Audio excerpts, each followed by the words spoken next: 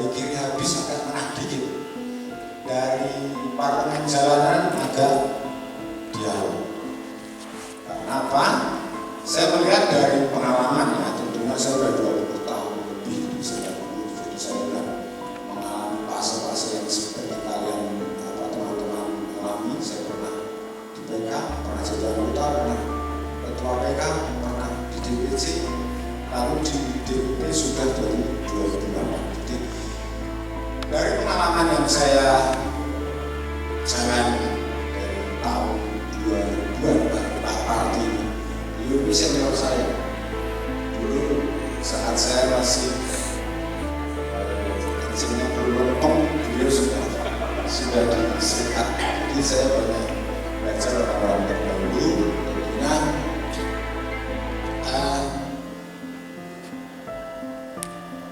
apa ya? Kalau dulu itu kalau minta ya pokoknya, karena kita belum tahu banyak tentang aturan. Minta dulu, hajar dulu, ngobrolnya belakangan. Ternyata gak efektif. Saya setuju dengan apa yang disampaikan Pak Alson tadi, bahwa polanya mungkin kalau Pak Alson beda, hajar dulu baru dialog.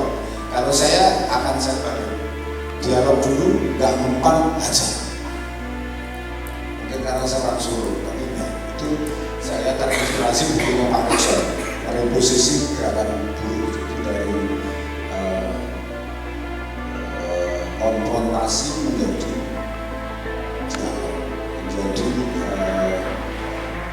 itu dalam reposisi gerakan dan konfrontasi menjadi sosial dialog. Nah, program ILO seperti yang di sebelah sini ini juga menitik beratkan pada sosial dialog yang sebelah sini. Ini ILO ini, sosial dialog ini memang lagi tren di semua program. Jadi di ILO itu banyak program, fundingnya pun beda-beda, dari Amerika, dari Belanda, dari mana-mana. Mereka lagi gencar-gencarnya kampanye tentang sosial dialog yang efektif seperti apa. Nah, hasil dari sosial dialog yang sudah kami lakukan dengan kawan-kawan di BPKB baru di sebelahnya. Ini salah satu perusahaan sarung raksasa, namanya dulu Gama Group. Gama itu singkatnya kalau tidak salah Gama itu Singapura, masih Batam, tidak Singapura. Mereka menguasai perusahaan di seluruh Indonesia, bahkan ada di Amerika Selatan dan di Brasil. Jadi inilah hasil sosial dialog. Kita membuat semacam kesepakatan bagaimana setiap persoalan yang ada di anggota kita yang di perusahaan Gama ini selalu mengedepankan sosial dialog. Aku nggak bisa tetap demo, bukan berarti sosial dialog mentok terus kita ngalah, enggak. Sosial dialog itu nanti hasilnya ada, mau seperti apa. Jadi ini linear ke bawah. Kesepakatan yang kita buat ini mencakup satu, kebebasan berserikat, kedua sosial dialog, ketiga mengenai kesejahteraan, termasuk jaminan sosial. Jadi ini di setiap perusahaan Gama, sekarang namanya KPN, Karunia Prima Lestari, yang punya hotel listing di Kuningan, ada Gama Tower, dua tower besar, satu hotel, satu gedung Gama. Itulah yang punya cukup bagus. Dan dari beberapa perusahaan yang di Gama ini yang kita baru hampir tidak ada konflik yang mencuat, tidak ada konflik yang nggak selesai di tingkat internal perusahaan di partai. Jadi mereka selalu mengacu pada kesepakatan yang kita buat. Coba dilanjut dikit. Nah, faktor-faktor pendukung keberhasilan dialog sosial ini penting buat teman-teman, karena dalam dialog sosial itu punya ilmu, ada ilmunya, nggak pokoknya. Yang pertama, ini adanya rasa saling percaya, trust dari kedua belah pihak. Jadi kalau nggak ada kepercayaan dari kedua belah pihak, dialog sosial itu nggak terjadi. Jadi kalau saya dulu jadi ketua PK, ketemu manajemen itu musuh, kayak musuh. Dan manajemen ketemu kita juga kayak musuh. Kalau masih ada jalan nyimpang kira ketemu saya. Dan ini ternyata nggak bagus. Bagaimana mereka mau tahu apa yang kita mau kalau ketemu saja tidak mau. Paham? Jadi, bagaimana mereka mau tahu? Begitu juga sebaliknya. Bagaimana kita mau tahu apa yang perusahaan mau kalau ketemu aja nggak mau. Inilah pentingnya trust, rasa saling percaya. Kalau kedua belah pihak antara serikat buruh yang mewakili anggotanya dan juga perusahaan yang mewakili kepentingannya sudah ada trust, ini klik nyambung. Jadi ada persoalan sekecil apapun dinegosiasikan. Ini yang dimaksud dengan adanya kepercayaan dari kedua belah pihak. Jadi jangan akhir kita perusahaan itu bukan musuh. Begitu juga perusahaan jangan sampai menganggap serikat buruh itu musuh. Kita berdua dalam mitra. Kalau orang-orang selalu mengilustrasikan itu,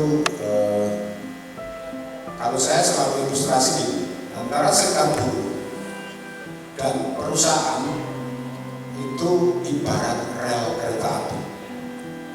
Rel kereta api itu nggak pernah ketemu, tapi selalu sejajar. Karena apa? Dia akan menghantarkan gerbong itu ke tujuan. Gerbong itu isinya anggota. Nah, gerbong itu adalah perusahaan juga. Jadi bagaimana gerbong ini membawa anggota dan perusahaan sampai pada tujuan, makanya serikat buruh dengan manajemen harus sejajar. Berpelukan atau ketemu pasti gerbongnya.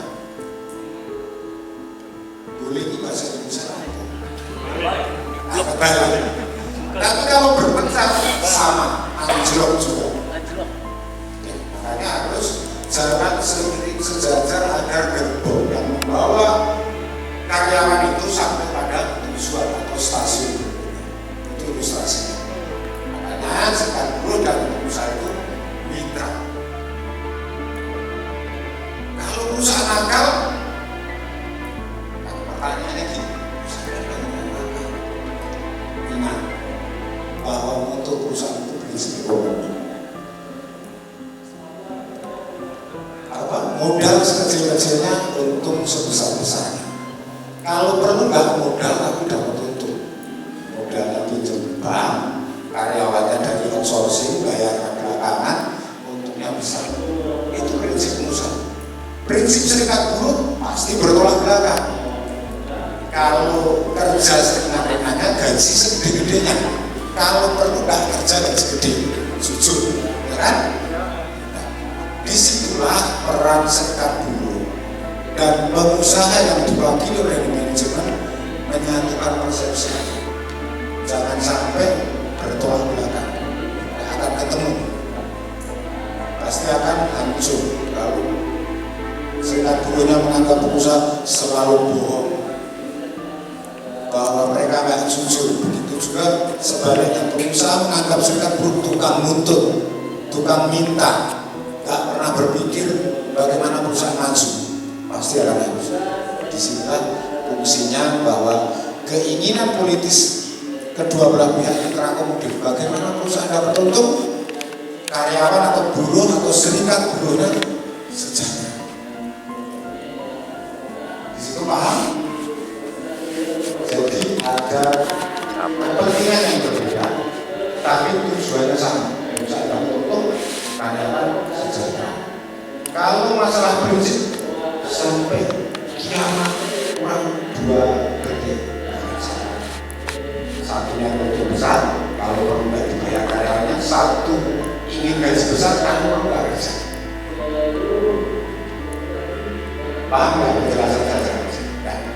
Disinilah fungsinya serikat buruh yang mewakili anggota. Jadi kalau saya selalu dokter ke teman-teman, jadi ketua PK itu amanah jangan masuk, masuk lagi jangan masuk, nggak amanah setuju. Benar, saya selalu ngomong gitu.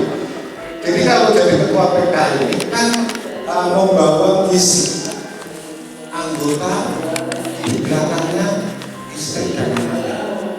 Jadi apa yang keluar dari mulut itu mengakomodir anggota dan keluarganya.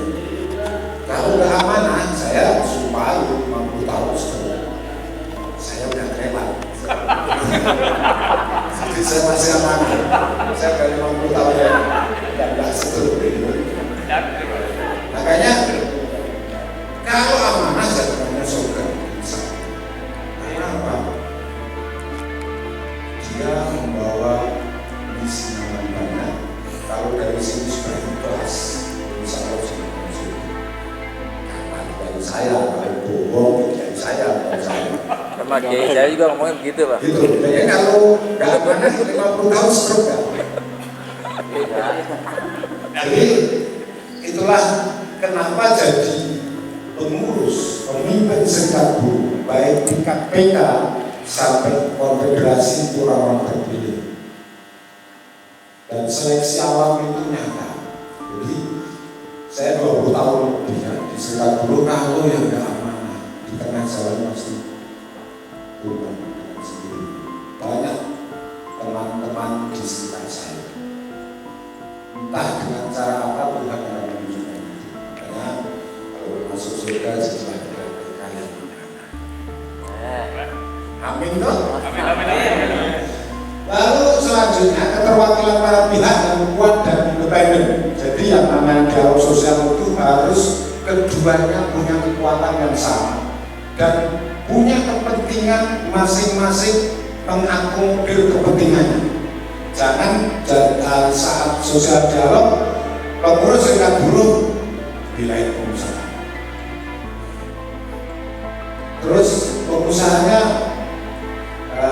mereka berpikirnya belain buruhnya, enggak juga, harus seimbang.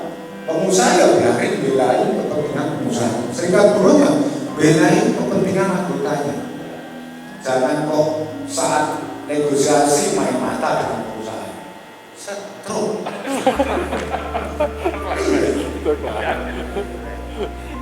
Jadi gitu. Masing-masing pihak harus punya kekuatan yang sama dan independen, jadi netral. Memang kalau serikat buruh mati-matian bilang kepentingan anggota. Kalau ini kalau dikasih, ya sudah dikasih bro, jangan ada pengurus dan jangan ada kuat. Karena apa ya, usia buat pengurus serikat buruh itu satu, intimidasi, gak mempan ini, hanya dua itu. Dan pangkat tertinggi menjadi di perusahaan saat bergabung menjadi serikat buruh yang dipecat. Saya sudah mengalami pangkat tertinggi itu, Mas Also sudah, Mas Rudiman sudah, itu pangkat tertinggi sudah dipecat selesai. Jadi kita harus benar-benar kalau memang terjun di serikat buruh apalagi menjadi ketua, itu orang terpilih. Tidak semua orang mampu. Karena beban terberat menjadi pengurus serikat buruh itu satu dari keluarga. Dulu saya saat jadi ketua PK tidak pernah obat. Pasti orang tua protes, ngurus orang terus keluarga tidak jelas. Kita sudah menjelaskan itu. Lalu terkadang ya, sampai sekarang tuh kalau teman-teman yang itu ke rumah ngomong upah minimum itu, kita harus istri di rumah bawa kopi sebenarnya nggak boleh beli, tapi nggak apa-apa, itu pilihan. Jadi saya termotivasi juga dengan bukunya Pak Muhtar dulu. Beliau pernah tulis buku Serikat Buruh itu pilihan atau panggilan. Itu saya baca sampai habis dan ternyata itu pilihan saya, bukan hanya sekedar panggilan. Kalau panggilan sewaktu-waktu terpanggil terbuka nggak terpanggil, tapi kalau pilihan yang mau kondisinya seperti apapun itu pilihan dan itu nikmat. Kalau itu dan pilihan itu kita materi bukan segala-galanya, kekuasaan batin itu yang lebih indah. Saya rasa rezeki itu saya sudah rasakan dari tahun 2000, tahun 99 saya kelas masuk SBC dan dulu ada bayar. Jangan ngomong di depan umum gini. Saya pernah ngomong ke teman-teman, bicara di arisan keluarga, dengan saya sudah sejati-jati. Itu arisan keluarga saya semua. Tapi sekarang kalau sudah biasa gini nggak mau kata, ya kan? Apalagi menyuarakan kebenaran sebab. Selanjutnya penghormatan terhadap kebebasan berpendapat ini penting. Kadang untuk menjadi negosiator yang handal atau menjadi pelobi yang handal itu kita kadang tidak bisa mengendalikan yang namanya ego. Orang yang mendengar itu harus belajar mendengar itu paling susah. Banyak kan orang maunya didengar omongannya, tapi nggak mau mendengarkan. Nah, belajar mendengar ini salah satu tip kalau kalian mau jadi pelobi atau bisa mendengarkan orang itu tidak mudah, karena di pikiran kita maunya kita didengar. Nah, untuk sampai tahapan itu tentunya nggak sama, harus belajar. Dan itu bisa dipelajari di ilmu. Saat orang ngomong marah-marah, maki-maki kita dengar. Tiba waktunya kita ngomong, ada kesempatan kita ngomong. Tapi jangan banyak gini. Teman-teman kalau lagi negosiasi, gak sabaran. Lawan bicara ngomong main potong. Itu dalam etika negosiasi kan pas. Dengarkan dulu sampai selesai. Kecuali gak selesai dipotong. Tapi biar mereka menyampaikan dulu, setelah itu baru kita tanya. Ini yang penghormatan terhadap kebebasan berpendapat. Orang lain harus menghormati. Saling menghormati, saling percaya dan membangun konsensus atau kesepakatan bersama itu sudah dari dialog sosial. Jadi saling menghormati, ada penghormatan di situ. Lawan bicara kita harus senang kalau dia ngomong kita dengar. Begitu juga sebaliknya. Kalau kita lagi ngomong dipotong-potong marah. Jadi apa yang nggak pas di diri kita, coba balikkan itu di orang lain. Berarti orang lain nggak senang juga.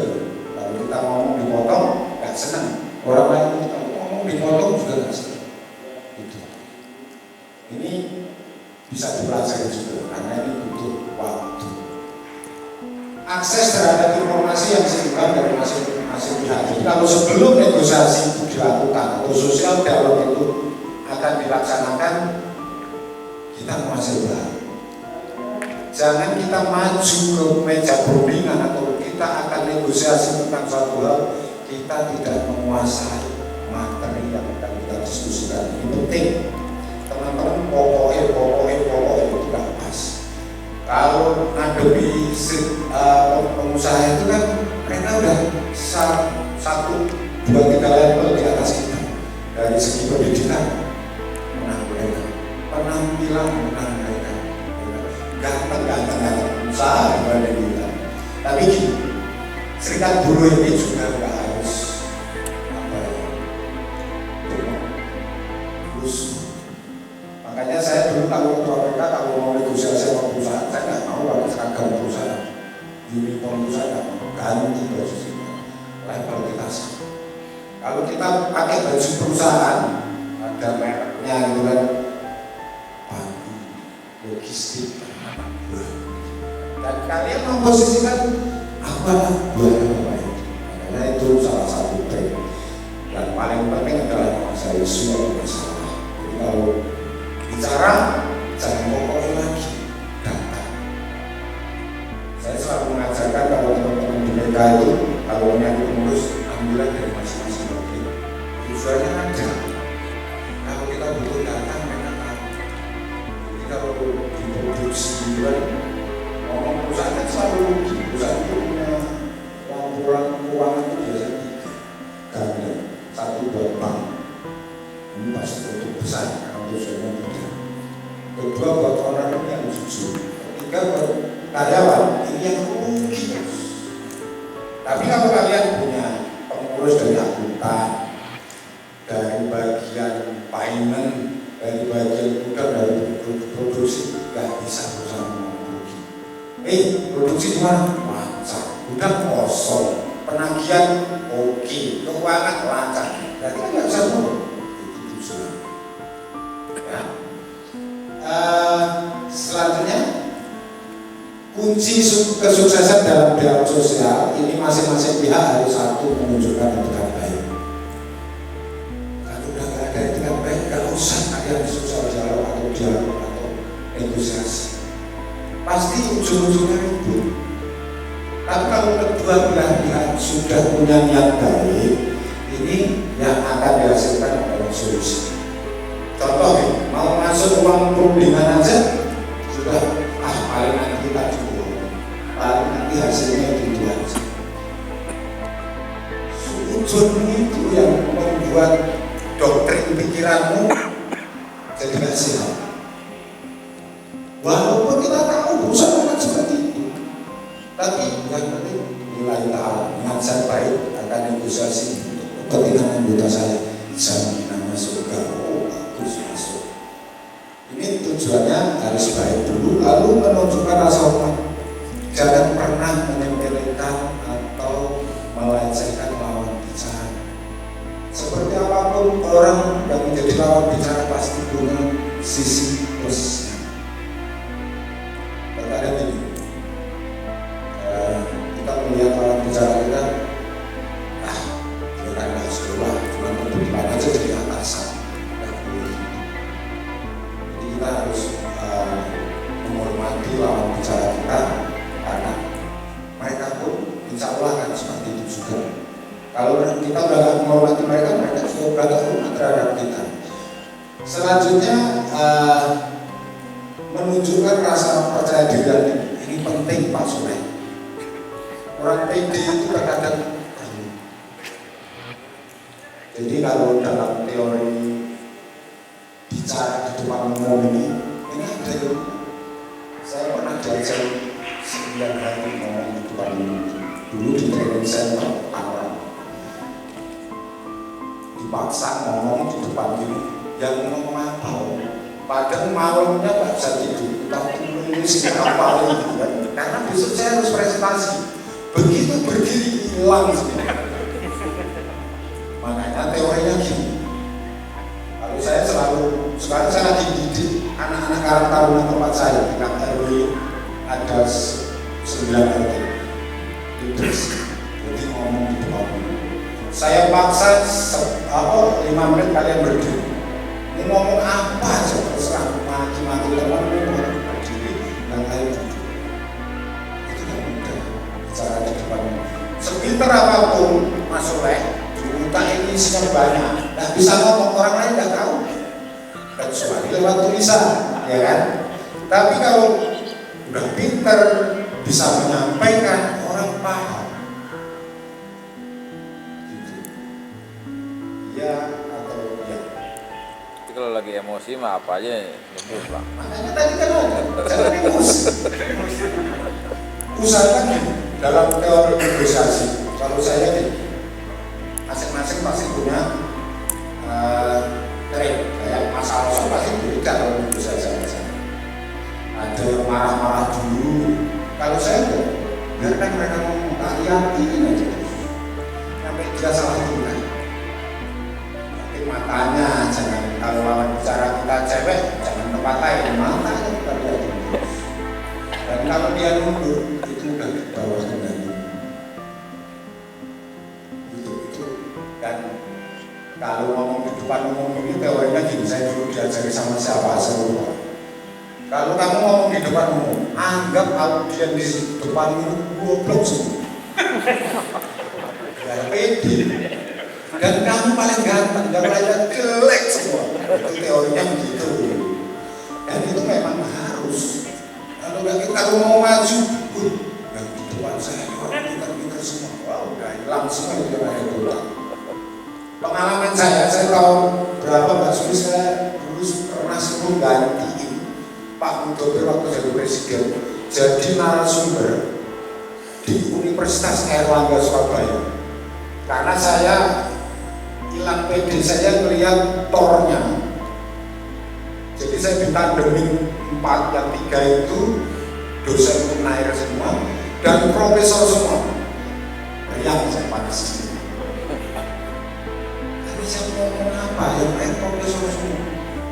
Pikir saya berarti di Universitas Erlangga Surabaya di sana ternyata nggak sehebat yang saya sambil ngomong-ngomong udah batu-batu saya paling gagah, paling muda. Saya ngomong saya kuasai forum karena audiennya ada 300-an orang dan semua ternyata tepuk tangan sama saya. Saya ibarat bisul pecah dan saya malamnya tidurnya pules. Padahal seminggu nggak bisa tidur. Jadi materi tak ubah, materi tak ubah. Ini benar pengalaman pribadi saya. Jadi semua orang punya rasa takut, rasa minder. Tapi bagaimana caranya memilih rasa? Gak ada orang semangat pintar berdiskusi dan semua berproses. Lalu menunjukkan transparansi, fakta dan realita. Jadi kalau kita diskusi dengan lawan, usahakan jangan bohong. Jadi kita ngomong sesuai apa adanya. Jadi kalau saya dulu usahakan input. Saat saya ketua BK, saya selalu mengeksploitasi teman saya paling miskin. Coba si A, rumahnya itu kebanjiran tiap hari, nyampe ditanggul segini-segini. Anaknya 4 kontrakannya sekarang. Kalau begituan gimana? Itu nyampe saya ungkapkan gitu. Dan itu menyentuh hati lawan. Tapi fakta, kalau seandainya suatu saat mereka datang ke rumahnya itu, benar ada seperti itu penting. Jadi harus bicara fakta, jangan bohong. Karena sekali kita bohongi lawan bicara kita, selamanya nggak akan percaya. Memberikan kepercayaan orang itu susah. Lalu menunjukkan fleksibilitas, jangan kaku. Ya, kalau negosiasi itu jangan memaksakan kehendak kita. Harus dibuktikan dengan fleksibel. Contoh, kalau tempatnya, pokoknya tempatnya harus dibuat, gitu juga fleksibel. Yang penting teman-teman tahu situasi. Mencari konsensus atau kesepakatan secara bersama-sama ini tujuannya, jangan hanya inginnya kamu atau maunya saya. Harus kalau orang bilang bijaksana dan bijaksini juga, jangan bijaksini terus, bijaksana enggak. Ini yang penting. Jadi kalau kita merasa menang, perusahaan jangan merasa dikalahkan. Itu tujuan. Jadi kalau minta 8 kita dapat 4, kita kan enggak menang. Padahal target kita 4. Perusahaan merasa enggak kalah, kalau minta 8 cuma tak kasih 4 loh. Kan bodoh. Tapi merasa tidak dikalahkan itu penting. Jadi itu tujuan dalam dialog sosial. Menunjukkan komitmen untuk mencari solusi. Ini secara bersama-sama. Komitmen awal, ini kita mau mencari solusi atau tidak. Kalau tidak, ya nggak perlu ada negosiasi, nggak perlu ada sosial dialog. Karena tujuannya kita untuk mencari solusi. Biasanya yang didialogkan ini kan sudah pernah masuk. Kita mau ngomong itu. Lanjut. Nah, manfaat dialog sosial bagi hubungan industrial yang konstruktif dan berkesinambungan, perdamaian yang universal. Tujuannya apa? Ini, saya berpikirnya berdasarkan pengalaman yang saya sampaikan dari seluruh Indonesia, anggota Dewan Paru, dari seluruh perusahaan anggota Dewan Paru. Kalau yang sudah pernah demo lalu tidak segera diperbaiki, perusahaan terbuka. Karena saya pernah jadi manajemen. Oke, waktu di Telkom ya, saya ambilnya gini, pernah belajar ilmu manajemen. Sekali kalian demo terhadap saya besok saya akan cari salah. Dengan itu dan dari seluruh anggota Dewan, hampir yang pernah di demo, yang dialog sosialnya nggak bagus, endingnya rata-rata nggak bagus. Ini pengalaman ya. Kalau rakyat DW di demo berkali-kali tapi endingnya sosial dialognya berjalan masih rugi. Makanya yang terakhir mau demo itu saya udah was-was banget, hancur. Karena pernah ada komitmen dari perusahaan saya pribadi. Makanya saya ngomong ke kalian, jangan sampai nggak semuanya siap bilang percaya, apalagi kondisi Indonesia. Makanya saya buru-buru menyelamatkan walaupun nggak memasang, tapi itulah yang terbaik. Hanya dapat diwujudkan bila didasari pada rasa keadilan dari masing-masing pihak. Jadi dalam sosial ini bisa terwujud dengan baik kalau kedua belah pihak itu tadi sudah cepat sekali merasa ada keadilan. Jadi gini, itu tadi yang saya sampaikan di depan bahwa pokoknya sampai kapanpun tujuan serikat buruh dan pengusaha tidak akan sama. Ibaratnya gini, dua dunia berbeda. Bagaimana harus sama? Begini kan, awal pengusaha ini merasa di atas, punya duit, apapun yang bisa lakukan. Nah, buruhnya ini kadang merasa pinggir. Bagaimana cara ini bisa kayak orang rumah tangga. Kalau saya dulu dari orang pesantren kan, dari bergajian istri pendiam harus jalan bareng kan, harus mengantar satu turun terus begitu sama bisa jalan sama di perusahaan juga gitu. Bagaimana caranya terus terbangun baru jalan, dan sampai kapanpun pasti ada perbedaan pendapat karena tujuannya tidak sama. Kalau ada serikat buruh yang mesra banget dengan perusahaan, tanda tanya besar, nggak bagus buat anggota. Tapi kalau berantem terus, pengurus serikat buruhnya dengan perusahaan, perubahannya pasti akan berubah. Jadi ya berantem suasana mesra saja, jangan mesra terus, jangan berantem terus. Itu kan. Masih banyak kan waktu mengenal Bapak lihat di situ itu baru jam 2:30. Manfaat dialog sosial bagi hubungan industrial yang efektif dan harmonis. Mengapa dialog sosial itu penting? Dalam dialog sosial mencakup semua bentuk, yaitu ada negosiasi, konsultasi, pertukaran informasi di antara perwakilan pengusaha dan buruh atau serikat buruh mengenai isu yang terkait dengan perjalanan ekonomi sosial kelangsungan dunia usaha. Jadi dalam dialog sosial tadi yang kata orang Jawa, dialog sosial itu definisinya rembukan. Apa yang dirembuk bareng-bareng, insya Allah hasilnya itu dibanding harus pencerman. Saya sudah 30 tahun Jawanya nggak tenang. Jadi di situ ada negosiasi, konsultasi, pertukaran informasi ini penting. Jadi satu sama lain harus saling melengkapi yang namanya sosial dialog. Kalau kami di tingkat DPP tentunya sering melakukan dengan pengusaha-pengusaha di tingkat pusat. Jadi kadang mereka nggak tahu apa yang terjadi di tingkat bawah. Mereka hanya terima laporan. Pusat itu yang menerima laporan dan yang notabene manajemen ini sangat mudah. Laporan baik-baik saja. Bos itu biasanya hanya terima laporan baik-baik saja. Sementara di bawah sebenarnya baik.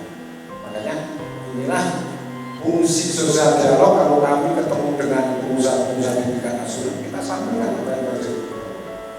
Setelah mereka tahu, pasti akan nyari tahu bahwa berarti alhamdulillah selama ini hanya baik-baik saja biar tetap dipakai. Itu harus. Di sini ada pertukaran informasi, konsultasi. Dan dalam hal perbaikan kondisi kerja dan konteknya serikat buruh dan perusahaan. Dan selanjutnya dialog sosial merupakan salah satu instrumen demokrasi. Dalam dialog sosial ada tujuan ini mengenai hak masing-masing, lalu menjamin partisipasi, argumentasi, proses demokrasi sebagai cara untuk mencapai tujuan bersama-sama. Harus seimbang. Yang namanya negosiasi itu harus seimbang. Makanya kalau Pak Ekson bilang, kalau kalian mau negosiasi sama perusahaan, sekali-kali baru pakai dasi. Dulu enggak selamanya harus pakai baju kotor. Sekali-kali pakai sepatu yang mahal. Itu untuk menaikkan bargaining kita, untuk meningkatkan percaya diri kita. Jadi kalau begitu akan kita belajar. Jangan kaget kalau nanti hampir semua DPC godong ya sebenarnya. Semua DPC kali paruh hampir semuanya godong. Nggak tahu itu. Memang programnya tahu harus seperti itu. Tapi penting bagi kita serikat buruh ini untuk tampil nggak bosan. Kan ada orang yang penampilannya bosan. Ini lawan bicara kita, lawan dialog kita juga kan bosan ya. Makanya harus kata Pak Ekson dulu harus pakai dasi, pakai jas. Tapi begitu saya pakai dasi, pakai jas, saya nanya kok nggak pantas, lebih banget. Ternyata ada orang pakai dasi, pakai jas itu nggak semuanya pantas. Saya udah coba nggak pantas. Saya nggak mau. Saya bilang dasi banyak, tapi begitu saya pakai nggak pantas. Dan kata anakku itu nggak apa-apa lebih banget. Pakainya yang celana sobek-sobek, kalau sobek sepatu kan itu yang paling pas. Tapi kita harus bisa menempatkan situasi. Kita sabar dan hati sebenarnya harus kita bisa menempatkan posisi kita dengan kita. Itulah orang yang tadi termasuk fleksibel. Lanjut. Ya, lanjut lagi kan habis. Nah, ini yang paling penting. Berbagai profil negosiator atau atribut seorang negosiator yang handal itu seperti apa? Ini teorinya, prakteknya bisa kalian implementasikan dengan cara kalian. Karena masing-masing orang karakternya beda-beda, gayanya beda-beda, stylenya beda-beda. Aku suruh kayak Soleh yang selalu rambutnya klimis, celananya setrikaan, nggak bisa. Soleh suruh kayak aku gondrong gitu, nggak pantas juga. Jadi masing-masing orang stylenya beda-beda. Dan di sini mengenai integritas, ini kejujuran dan keterbukaan, ini taruhan kita menjadi seorang negosiator. Kalau kita sekali bohong, lawan kita nggak akan percaya sama kita. Tapi saya sampaikan, memulihkan kepercayaan.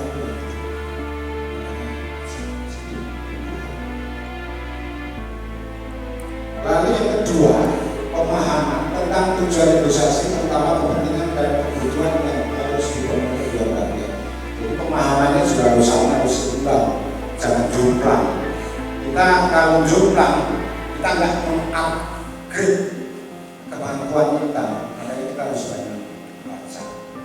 Kita harus belajar, walaupun dulu karena sekarang udah zamannya Android, apapun bisa kita cari di situ. Belajar, jangan hanya untuk Facebook, bisa itu googling apapun, ketemu di sini. Belajar tentang perburuan semua, kita harus mengupgrade diri. Lalu terencana dan siap, pemahaman dan penguasaan isu, mengakses ke sumber data dan informasi yang benar serta fakta yang relevan. Jadi ini yang penting, ini pemahaman apa yang mau kita dilakukan. Kalau kita nggak paham, begitu masuk ngomongan. Jadi sebelum kita melakukan sesuatu dialog dengan pihak lawan, kita harus menguasai isunya apa, minimal punya referensi apa yang menjadi bahan. Lalu terakhir, ini teknik strategi dan teknik bernegosiasi dan pengelolaan benar, bertanya, dan berbicara. Ini tadi yang saya sampaikan. Jadi teknik negosiasi itu sebenarnya mungkin Mas Alson sudah pernah melakukan pendidikan teknik negosiasi. Itu pendidikannya 3 hari kalau saya. Jadi ada role play-nya di teknik negosiasi itu. Seandainya kita ada satu konflik, ada yang jadi pengusaha, ada yang jadi serikat buruh, ada yang jadi pemerintah untuk berantem. Itu teknik negosiasi bisa dipelajari. Jadi bagaimana kita manajemen isu itu kita kuasai. Kalau saya dulu suka memancing emosi lawan. Karena lawan itu kalau udah emosi, ya saya ketawa, saya tahu. Tapi sekali saya marah, saya boleh saja. Itu teknik negosiasi. Kalau teknik negosiator itu harus komplit, misalnya harus ada marah, ada yang ilmunya ngemis-ngemis, ada yang ilmunya adem, harus komplit. Tapi yang marah-marah itu penting juga. Itu teknik negosiasi. Lalu otoritas yang tepat dan mencukupi untuk bernegosiasi itu punya kewenangan. Kalau menjadi tim negosiator atau tim dialog itu harus punya otoritas, punya kewenangan. Jadi kalau kedua timnya harus bernegosiasi. Dan yang lain ini harus bernegosiasi, otoritas sama, kewenangannya sama. Hanya saat memutuskan kalau dalam teknik negosiasi di partai itu harus ada kedua tim pemilihan sudah memutuskan. Anggota ngomong apa aja bebas, tapi yang memutuskan kedua tim bisa. Tidak harus diperbaikan, tapi yang tadi saya sampaikan bijak. Sebelum memutuskan final, ancam nominasi yang bertanggung 300 orang plus keluarga. Itu yang paling harus bijak, sabar, bijaksana. Itu yang paling berpikir jernih, menilai dengan cepat dan mengambil keputusan yang tepat, terutama dalam tekanan. Biasanya gini. Tadi ada yang menyampaikan marah terus. Orang marah pasti kalau orang emosi akal sehatnya akan terganggu. Nah ini yang penting adalah berpikir jernih. Ya yang mau kita. Bagaimana caranya? Mereka ke bawah. Intinya sebenarnya kalau kayak teman-teman PKI butuh pendidikan mengenai negosiasi teknik dulu. Kalau dulu zaman saya pendidikan di KSPC masih berjenjang, jadi dari batra basic training itu pengenalan organisasi minimal tahun. SPC itu apa sih? Lalu BTC ya, BTC itu bagian training course, jadi kursus negosiasi. Lalu LTC itu leadership training, cara jadi pemimpin. Lalu di situ ada pokoknya TFT, training of trainer komplit lah kalau dulu, karena memang nggak seperti sekarang. Sekarang tergantung dari pandemi. Isunya apa, bulan hari kita bisa tembak-tembakan. Tapi nanti mudah-mudahan tahun ini lagi. Alhamdulillah. Udah. Maghrib. Jam 6 kurang maghrib. Jam yang salah. Perasaan aku baru setengah jam. Iya. Benar. Dan maghrib Pak. Cek sound kali lah. Udah maghrib. YouTube itu Pak. Maghrib untuk Depok. Lagi masih 10 menit. Maghrib untuk Depok.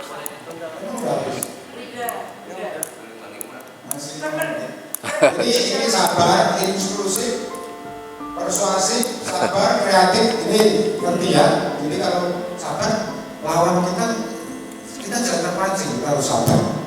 Karena orang sabar itu saya bilang, ya. Kasihan hidung tuh.